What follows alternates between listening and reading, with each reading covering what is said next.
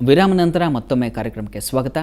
ಗುರುಗಳೇ, ಹಾಗಿದ್ರೆ ಇನ್ನು ಸಾಂಪ್ರದಾಯಿಕ ವಿಷಯಕ್ಕೆ ಬರೋದಾದರೆ, ನಮ್ಮ ಆಚರಣೆಗಳಲ್ಲಿ ಬಹಳ ಎಷ್ಟು ಶ್ರೇಷ್ಠತೆ ಮತ್ತು ಅದಕ್ಕೆ ಗೌರವ ಅಂತಂದರೆ, ಎಲ್ಲೋ ಒಂದು ಕಡೆ ಈವನ್ ಮಂಗಳಸೂತ್ರ ಕಟ್ಕೊಂಡಿರ್ತಾರೆ. ಅಕಸ್ಮಾತ್ ಹರಿದೋದ್ರೆ ಅಯ್ಯೋ ನನ್ನ ಭವಿಷ್ಯನೇ ಕಳೆದು ಹೋಯ್ತೇನೋ, ಬರೆದಾಯ್ತೇನೋ ಅನ್ನುವಂಥ ಗಾಬರಿ, ಈ ಥರದ್ದು ಅನೇಕ ಸಂಶಯಗಳು ಜನರನ್ನು ತುಂಬ ಕಾಡ್ತಾ ಇದೆ. ಅರಿಶಿನ ಕುಂಕುಮ ಚೆಲ್ಲಿದ್ರೆ ಈ ಥರ ಏನೋ ಅಮಂಗಲ ಅನ್ನುವಂಥದ್ದು, ಈ ನಂಬಿಕೆಗಳೆಲ್ಲ ಸೂಕ್ತ ಅನಿಸುತ್ತೆ? ಇವೆಲ್ಲ ಏನು ಅಂದರೆ, ನಮ್ಮಲ್ಲಿ ಧರ್ಮ ಅನ್ನೋದು ಜನರಿಗೆ ಭಯ ಹುಟ್ಟಿಸುವ ವಸ್ತುವಾಗಿ ಕೂತುಬಿಟ್ಟಿದೆ.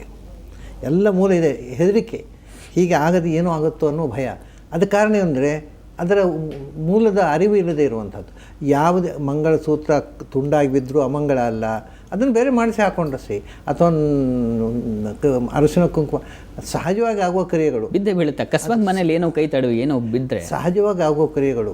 ಆದರೆ ಅದರಲ್ಲಿ ಏನೂ ಬಾಧಕ ಇಲ್ಲ. ಅದು ಏನಾಯಿತು ಗೊತ್ತಾ, ಪ್ರತಿಯೊಂದು ಕ್ರಿಯೆಗೆ ಏನೋ ಒಂದು ಕಾರಣ ಇರುತ್ತೆ ಅನ್ನೋ ಒಂದು ಕಲ್ಪನೆ. ಯಾವುದು ಕೂಡ ಅಚಾನಕ್ಕಾಗಿ ಆಗೋದಿಲ್ಲ, ಏನೋ ಒಂದು ಸಂಭವಿಸುತ್ತೆ, ಅದರ ಸೂಚನೆ ಅಂತ ಒಂದು ಕಲ್ಪನೆ ಜನರಲ್ಲಿ ಉಂಟು. ಹಾಗಾಗಿ ಅದು ಹೆಣ್ಮಕ್ಕಳಿಗೆ ಒಂದು ಭಯ. ಯಾಕೆಂದರೆ ಆ ರೀತಿ ಸಮಾಜ ಮಾಡಿತು. ಗಂಡ ಸತ್ತ ಅಂದರೆ ಆಕೆಯನ್ನು ವಿಧವೆ ಅಂತ ಮೂಲೆಪಾಲು ಮಾಡ್ತಿದ್ದರು. ಹಾಗಾಗಿ ತಾನು ವಿಧವೆ ಆಗಬಾರದು ಅನ್ನುವಂಥದ್ದು ಆಕೆ ಬಲಿಷ್ಠವಾದ ಆಸೆ ಇದೆ. ಹಾಗಾಗಿ ಈ ಏನೋ ಕುಂಕುಮ ಕೆಳಬಿತ್ತು, ಇದು ಕಡೆ ವೈಧವ್ಯದ ಸೂಚನೆಯನ್ನು ಹೆದರಿಕೆ ಶುರುವಾಯಿತು. ಕಾರಣ ಏನಂದರೆ ಅವರಲ್ಲಿ ಹೆದರಿಕೆ, ಸಮಾಜ ಹೆದರಿಕೆ ತುಂಬಿತು.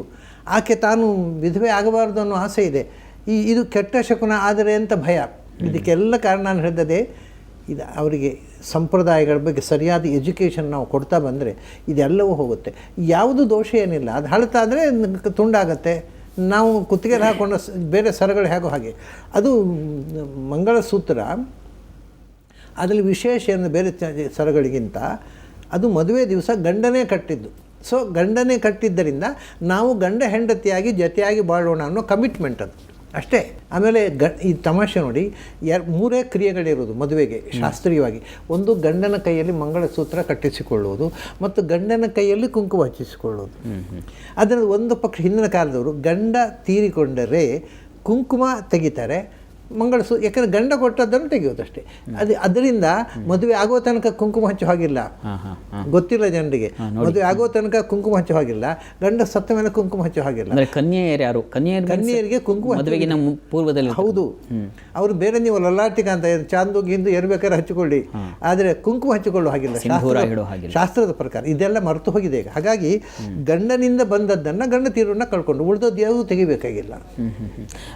ಇದ್ರ ಜೊತೆಗೆ ಮತ್ತೊಂದು ಕಾಡುವಂಥದ್ದು, ಅವರು ಬಹಿಷ್ಠೆ ಆದಾಗ ಎಷ್ಟು ಅಪವಿತ್ರರಾಗ್ಬಿಡ್ತಾರೆ ಅಂದರೆ, ಅವರು ಒಂದು ಪ್ರಕೃತಿ ನಿಯಮ, ಒಂದು ಪ್ರಕೃತಿ ಕ್ರಿಯೆ, ಅದು ಕೂಡ ಇವತ್ತು ಮೈಲಿಗೆ ಅನಿಸುವಂಥದ್ದು. ಇದ್ರ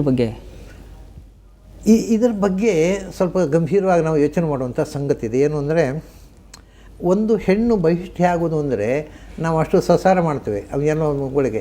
ಆದರೆ ಆಕೆ ಬಹಿಷ್ಠೆ ಆಗದೇ ಇದ್ದರೆ ಡಾಕ್ಟರ್ ಕರ್ಕೊಂಡೋಗಿ ವಯಸ್ಸಿಗೆ ಸಹಜವಾದ ಬೆಳವಣಿಗೆ ಆಗಲಿಲ್ಲ ಡಾಕ್ಟ್ರೇ ಏನಾದರೂ ಮಾಡಿ ಅಂತಾರೆ.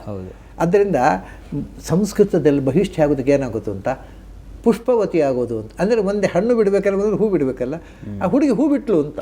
ಸರಿ, ಬಹಳ ಸಂಭ್ರಮ. ಅದು ಗಿಡದಲ್ಲಿ ಹೂ ಅರಳುವುದು ಎಷ್ಟು ಸಂಭ್ರಮವೋ ಹಾಗೆ ಹೆಣ್ಣು ಋತುಮತಿ ಆಗೋದು, ಬಹಿಷ್ಠೆ ಅವಳು ಋತುಮತಿ ಆಗೋದು, ಅದು ಹೆಣ್ಣು ಅರಳಿತು ಅಂತ.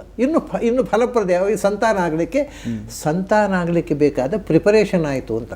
ಅದಕ್ಕೆ ಏನು ಮಾಡಿದರು ಅಂದರೆ, ನೋಡಿ, ಗುರುಕುಲದಲ್ಲಿದ್ದಂಥ ಹೆಣ್ಮಕ್ಳಿದ್ದಾರಲ್ಲ, ಹಿಂದೆ ಮದುವೆ ಆಗದೆ, ಅವರಿಗೆ ಬಹಿಷ್ಠೆಯಾಗಿ ಕೂತ್ಕೊಳ್ಳಿಕ್ಕಿಲ್ಲ. ಅವರು ಗುರುಕುಲದಲ್ಲಿ ಓದ್ತಿದ್ದರು. ಈ ನಾಳೆ ಮದುವೆಯಾಗಿ ಸಂತಾನ ಆಗುವ ಹೆಣ್ಣು ಅವು ಎಕ್ಸ್ಕ್ಲೂಸಿವ್ ಆಗಿ ಕೊಡಬೇಕು ಅಂತ ಹೇಳೋದು. ಇದು ಎಲ್ಲಿಂದರೆ ಎಲ್ಲ ಕ್ರಿಶ್ಚಿಯಾನಿಟಿಯಲ್ಲಿದೆ, ಇಸ್ಲಾಂ ಧರ್ಮದಲ್ಲಿದೆ, ನಮ್ಮ ಶಾಸ್ತ್ರಗಳಲ್ಲಿದೆ, ಆಯುರ್ವೇದದಲ್ಲಿ ಕೂಡ, ವೈದ್ಯಶಾಸ್ತ್ರದಲ್ಲಿಯೂ ಇದೆ. ಆದರೆ ಯಾಕೆ ಹೇಳಿದ್ದಾರೆ ಅಂತ ಖಚಿತವಾದ ಕಾರಣ ಇವತ್ತು ನಮಗೆ ವೈಜ್ಞಾನಿಕವಾಗಿ ಗೊತ್ತಾಗಲಿಲ್ಲ ಇವರಿಗೆ. ಆದರೆ ಅವರು ಏನು ಹೇಳೋದು ಅಂದರೆ, ಮೈಲಿಗೆ ಅಂತ ಹೇಳೋದಲ್ಲ, ಅದು ಏನೋ ಒಂದು ಅದೇ ನಾನು ಎಲ್ಲ ಸಾರ್ವತ್ರಿಕವಾಗಿ ಪ್ರಪಂಚದಲ್ಲಿ ಒಪ್ಪಿಕೊಂಡು ಬಂದದ್ದು. ಏನೋ ಒಂದು ಬದಲಾವಣೆ ಆಗುತ್ತೆ ಆಕೆಯಲ್ಲಿ. ಆದರೆ ಅದು ಮೈಲಿಗೆ ಅಂತಲ್ಲ, ಆಕೆ ಎಕ್ಸ್ಕ್ಲೂಸಿವ್ ಆಗಿ ಇರಬೇಕು ಅಂತ. ಯಾಕೆಂದರೆ ಆ 3 ದಿವಸದಲ್ಲಿ ಮುಂದಿನ ಸಂತಾನಕ್ಕೆ ಬೇಕಾದಂಥ ಒಂದು ಮೆಂಟಲ್ ಪ್ರಿಪರೇಷನ್ ಬೇಕು. ಕೆಟ್ಟ ವಿಚಾರ ನೋಡುವುದು, ಕೆಟ್ಟ ವಿಚಾರ ಕೇಳುವುದು. ಯಾಕೆಂದರೆ ಗರ್ಭಿಣಿ ಆಗತಕ್ಕ ಹೆಣ್ಣಿನ ಮನಸ್ಸಲ್ಲಿ ಏನಿದೆಯೋ ಅದು ಗರ್ಭದ ಮೇಲೆ ಪರಿಣಾಮ ಮಾಡುತ್ತೆ. ಹಾಗಾಗಿ ಮಾನಸಿಕವಾಗಿ ಅವಳು ಯಾವುದೇ ಒಂದು ಸಂಪರ್ಕ ಇಲ್ಲದೆ ಪ್ಯೂರ್ ಆಗಿರಬೇಕು ಅನ್ನೋದು ಮುಖ್ಯ ಉದ್ದೇಶ. ಹಲವಾರು ಜನರಿಗೆ ಇದರ ನಿಜವಾದ ಅರ್ಥ ಗೊತ್ತಾಗಲಿಲ್ಲ. ಇದು ವಾಸ್ತವ. ನಿಮಗೆ ಇನ್ನೊಂದು ಕಥೆ ಹೇಳ್ತೇನೆ ನಾನು. ದ್ರೌಪದಿ ಸಭೆಗೆ ಎಳ್ತಂದಲ್ಲ ದುಶ್ಯಾಸನ, ಅವಾಗ ಹೇಳ್ತಾಳೆ ನಾನು ಋತುಮತಿ ಆಗಿದ್ದೇನೆ, ಅದನ್ನು ನನ್ನನ್ನು ಸಭೆಗೆ ಕರ್ಕೊಂಡು ಹೋಗಬೇಡ ಅಂತ. ಅಲ್ಲಿ ಸಭೆಗೆ ಕರ್ಕೊಂಡು ಬಂದದ್ದು ಅವಳು ಒಂದು ಬಟ್ಟೆ ತುಂಡು ಬಟ್ಟೆಯಲ್ಲಿ ತಪ್ಪು ಅಂತ, ಅವಳು ಋತುಮತಿ ಆದದ್ದನ್ನು ಮುಟ್ಟಿದ ತಪ್ಪು ಅಂತ ಬರಲೇ ಇಲ್ಲ. ಅವನು ಹೋಗಿ ಮತ್ತೆ ಸ್ನಾನ ಮಾಡಬೇಕಿತ್ತು ಋತುಮತಿ. ಅದು ಅಷ್ಟು ನಿರ್ಬಂಧ ಇದ್ದ ಹಾಗೆ ಕಾಣೋಲ್ಲ. ಆದರೆ ಅವಳು ಎಕ್ಸ್ಕ್ಲೂಸಿವ್ ಆಗಿ ಅಂದರೆ ಬೌದ್ಧಿಕವಾಗಿ ಬೇರೆ ಯಾವುದನ್ನು ಇದ್ದವರ ಒಟ್ಟಿಗೆ ಬೆರೆತು ಮನಸ್ಸನ್ನು ಕೆಡಿಸಿಕೊಳ್ಳಬಾರ್ದು ಅನ್ನೋದು ಮುಖ್ಯ. ಆಮೇಲೆ ಅದನ್ನು ಇನ್ನೂ ನಮಗೆ ಗೊತ್ತಿಲ್ಲದ ಬೇರೆ ಅನೇಕ ಕಾರಣಗಳಿರ್ಬೋದು. ಅವಳು ಅಂದರೆ ಏನೋ ಒಂದು ದೇಹದಿಂದ ಅನ್ವಾಂಟೆಡ್ ಆದಂಥ ಒಂದು ರೇಸ್ ಬರುತ್ತೆ ಅಂತ ಹೇಳ್ತಾರೆ. ಇದೆಲ್ಲ ಹೈಪೋಥೆಟಿಕಲ್, ಇದನ್ನು ಪ್ರೂವ್ ಮಾಡಲಿಕ್ಕೆ ವೈಜ್ಞಾನಿಕವಾಗಿ ಏನೂ ಇಲ್ಲ. ಆದರೆ ಸಾರ್ವತ್ರಿಕವಾಗಿದ್ದರಿಂದ ಅಂಥದ್ದು ಏನೋ ಒಂದು ಹಿಂದೆವರ ಗಮನಕ್ಕೆ ಬಂದಿತ್ತು. ನಾವು ಅದನ್ನು ಪೆಂಡಿಂಗ್ ಇಡಬೇಕು ಅಥವಾ ಡಿನೈ ಮಾಡೋ ಹಾಗಿಲ್ಲ. ಯಾಕಂದರೆ ಅದು ಒಬ್ಬರಿಬ್ಬರು ಹೇಳಿದ್ದಾರೆ, ಇಡೀ ಪ್ರಪಂಚದಾದ್ಯಂತ ಎಲ್ಲರೂ ನಾನು ನಂಬಿದ್ದು. ಆದ್ದರಿಂದ ಅವಳು ಈಗ ಅದಕ್ಕೆ ಕೆಲವರು ಹೇಳ್ತಾರೆ ಇದನ್ನೆಲ್ಲ ಪ್ರೂವ್ ಮಾಡೋದು ಕಷ್ಟ. ಅಂದರೆ ಒಬ್ಬ ಋತುಮತಿಯಾದ ಹೆಣ್ಣು ನೀವು ತುಳಸಿ ಗಿಡ ಅಥವಾ ವೀಳ್ಯದೆಲೆ ಗಿಡವನ್ನು ಆಕೆ ಮುಟ್ಟಿ ಕುಯ್ದರೆ ಅದು ಸತ್ತು ಹೋಗುತ್ತೆ ಅಂತ ಹೇಳ್ತಾರೆ. ನಾನು ಎಕ್ಸ್ಪೆರಿಮೆಂಟ್ ಮಾಡಿ ನೋಡಿಲ್ಲ. ಅಂದರೆ ಏನೋ ಒಂದು ವೈಬ್ರೇಷನ್ ಗಿಡಗಳ ಮೇಲೆ ಕೂಡ ಆಗುತ್ತೆ, ಅದಕ್ಕೋಸ್ಕರ ಎಕ್ಸ್ಕ್ಲೂಡ್ ಇಡಬೇಕು ಅಂತ ಒಂದು ಮಾತು ಹೇಳ್ತಾರೆ. Maybe some reason. ಅದಕ್ಕೆ ಮಾತ್ರ ಸಂಶೋಧನೆ ಮಾಡದೆ ನಾವು ಸಿದ್ಧಾಂತ ಮಾಡಲಿಕ್ಕೆ ಸಾಧ್ಯ ಇಲ್ಲ, ಪೆಂಡಿಂಗ್ ಇಡುವ ಅದನ್ನು.